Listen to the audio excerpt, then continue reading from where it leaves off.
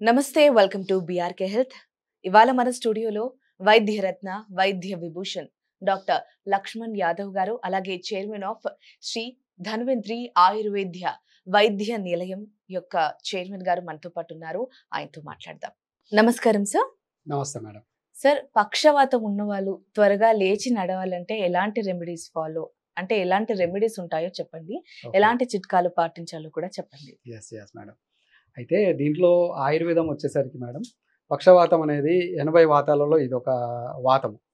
So ఇక్కడ దీనికంటూ చాలా కారణాలు ఉంటాయి. సో మన అది స్ట్రెస్ కానీ, లేదంటే మన వర్క్ స్టైల్ కానీ, లేదంటే మనకు ఆల్రెడీ ఉన్న వ్యాధులను నెగ్లెక్ట్ చేయడం వల్ల, అంటే కొంతమంది హైపర్ టెన్షన్ ఉంటుంది, బీపీ ఎక్కువగా ఉంటుంది. సో అలాంటి వాళ్ళు ఎలాంటి ఔషధాలు సేకరించకుండా, అంటే ఏదో వాళ్ళు నెగ్లెక్ట్ చేస్తూ ఉంటారు. చేస్తూ ఒక స్టేజ్‌లో ఏమవుతుంది అంటే బీపీ హై అయిపోయేసరికి బ్రెయిన్ లోపల అది బ్లడ్ అనేది కంప్లీట్ చితికిపోయేసేసి, సో అక్కడ బ్లడ్ అనేది కంప్లీట్ స్ప్రెడ్ అవుతుంది. స్ప్రెడ్ కావడం వల్ల ఆ బ్రెయిన్ సిగ్నల్స్ అనేది మనకు శరీరానికి అందదు. ఏదైతే ఇది సెంట్రల్ నర్వస్ సిస్టమ్ అంటాం కదా, సో ఆ సిగ్నల్ ప్రాపర్‌గా అందకపోయేసరికి కాలు చెయ్యి అనేది కంప్లీట్‌గా ప్యారలైజ్ అవుతుందండి. దీన్ని పక్షవాతం అంటారు.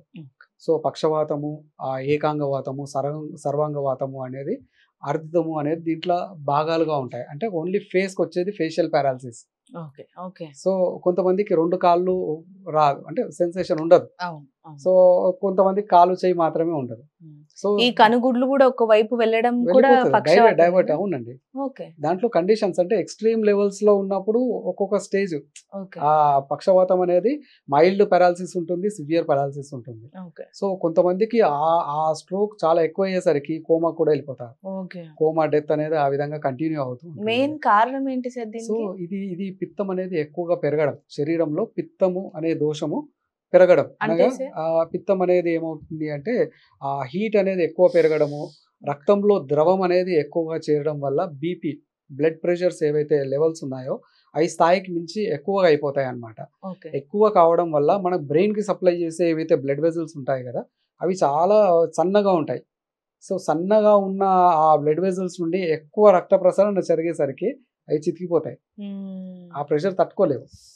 సో ఆ ప్రెషర్ తట్టుకోక అక్కడ చితికిపోవడం వల్ల బ్రెయిన్ అనేది చిన్న అంటే 1 mm చాలా డిఫరెంట్ ఫంక్షన్స్ అనేది దానికి కేటాయించి ఉంటాయి అన్నమాట. సో కొంతమందికి ఏ ఏరియాలో వచ్చిందో దాని ప్రకారం ఆ అవయవం పని చేయకుండా ఉంటుంది. దీనికి స్ట్రెస్ కూడా ఒక కారణం. స్ట్రెస్ కూడా కారణమే మేడం. స్ట్రెస్ కూడా కారణమే. ఎందుకంటే రెగ్యులర్ స్ట్రెస్ వల్ల ఏమవుతుంది, మన బాడీ డైజెస్టివ్ సిస్టమ్ అనేది సరిగా పనిచేయదు. సో మనం టైంకి ఆహారం అనేది తీసుకోము. తీసుకున్న ఆహారం జీర్ణం కాదు. జీర్ణం కాకుండా హార్ట్ బర్న్స్ ఇవన్నీ అవుతూ ఉంటాయి. అవుతూ ఈ స్ట్రెస్ అనేది ఎలా ఉంటుందంటే, మాకు చిన్న వ్యాధి ఉన్నా కానీ దాన్ని పెద్దగా కొంతమంది సైకలాజికల్గా ఫీల్ అవుతూ ఉంటారు. ఏదో అయిపోయింది, నాకు ఏదో అయిపోయింది అనే ఆ టెన్షన్లో కూడా ఉండడం వల్ల ఈ స్ట్రెస్ లెవెల్స్ ఎక్కువ తక్కువ కావడంతో, అంటే బ్రెయిన్కి బ్లడ్ తగ్గిన ప్రాబ్లమే, పెరిగిన ప్రాబ్లమే. సో ఆ రెండింటి కారణాల వల్ల ఈ పక్షవాతం అనేది వస్తుంది మేడం. సో దీంట్లో ఆయుర్వేదంలో దీనికి అనేది చికిత్సా సూత్రం వచ్చేసేసి స్నేహనం స్వేద సంయుక్తం పక్షవాతే విరేచనం అంటారు. అంటే దీనికి అనేది కొన్ని ఆయిల్స్, స్నిగ్ధ విరేచనం అంటే ఆముదం ఉంటుంది. సో ఆముదాన్ని వావిలి చెట్టు అనేది ఆకు ఉంటుంది మేడం. సో వావిలి ఆకు రసంతో అంటే ఒక 1/2 లీటరు వంటాముదం అంటే పాతకాలంలో తీస్తూ ఉంటాం అనమాట. ఆముదాన్ని పౌడర్గా చేసేసి వాటర్లో వేసి బాయిల్ చేసిన తర్వాత పైన ఆయిల్ వస్తుంది దాంట్లో. ఆ ఆయిల్ అనేది టాక్సిన్స్ లేకుండా ఉంటుంది. ఆయిల్ తీసుకునేసేసి అదొక 1/2 లీటర్ ఉంటే 1 లీటర్ వావిలి ఆకు రసం దాంట్లో వేసి బాగా బాయిల్ చేయాలి.